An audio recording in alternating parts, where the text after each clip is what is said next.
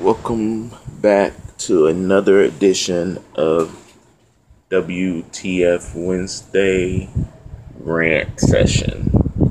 And today we are going to talk about the continuation of the brutality that is being fall on the hands of these unarmed men by the random police forces around the city, or around the country.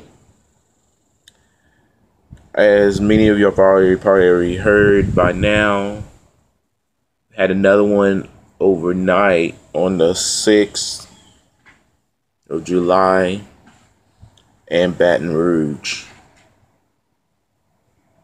And I just got through watching the video, and it makes you wonder who called in and said what they said.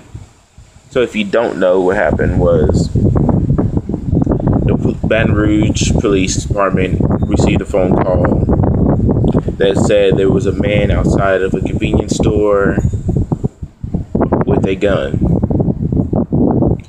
And so the police do like they always do. They showed up and they confronted a 5'11" Alton Sterling,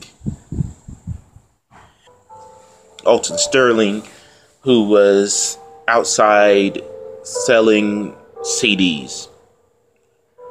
And they picked him up, slammed him against a car, then slammed him onto the ground, where one officer proceeded to put his foot, or the back of his leg, onto the back of Sterling's neck.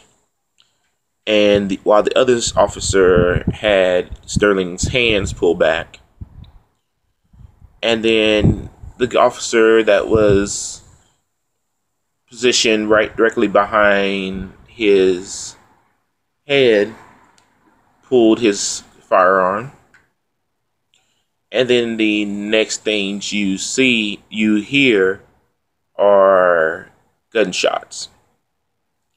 And a woman yelling out, "They just killed him. They just killed that man." And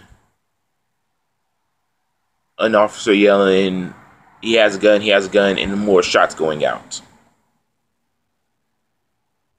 And it seems like there's becoming it's becoming an epidemic of sorts. We have more and more people being killed by dirty cops. So then they outshadow the good cops that's out there, who are day in and day out serving and protecting and doing everything they can to make a better society. And these faulty brothers in blue are destroying that image of a perfect officer. And well, these cops at least had body cams, and so in the next few weeks we'll probably hear about what was on the body cams, what was on the surveillance cameras of the convenience store. Even the convenience store thing said that he was a great guy who would give out free CDs. He would buy food for other people. He was a great guy, but he had a past. Like probably pretty much every single person who lives in that neighborhood has had some kind of past with the police. But this guy is working on changing that, to become a better role model for his 15-year-old son. And now we have another kid growing up without the father figure, and all he's going to ever think as he grows up is that the police killed my dad and took my dad away from me. So then we lose that one child who probably always had respect for the police, now no longer he's going to have respect for anybody because the authorities took his father away from him. And there's already protests going on. And I know as soon as I fully get a chance to actually view my Facebook feed, there's going to be 1,000,000,001 people screaming that these people need to stop protesting. This is not right. But then I wonder, how many of these people would be saying this if it would have been Jenna Bush, the daughter of George Bush, out at a convenience store, coming out of a convenience store, and some officers tackled her because they received a report that there was a young white woman outside selling crack or anything, and these officers grabbed her, slammed her down, and shot her. Should there be outrage about that?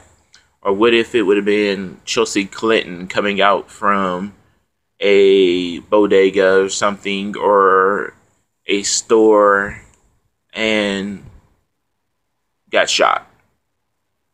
Would people want outrage then? Or would we just go, well, maybe she did have a gun, maybe she did have crack, maybe she did all this other stuff. We don't know. Or what if it was some other kid of another minority or of another race coming out of a convenience store, slammed, shot, and was unarmed? Should no one cares? Should no one care? Or should we just be like, oh, well, it happens? That's my thought. So, comment below on why do we think this is continuously happening, and should we be outraged? And I'm going to put a link to the video down below, so watch it, get your point of view, and always enjoy life.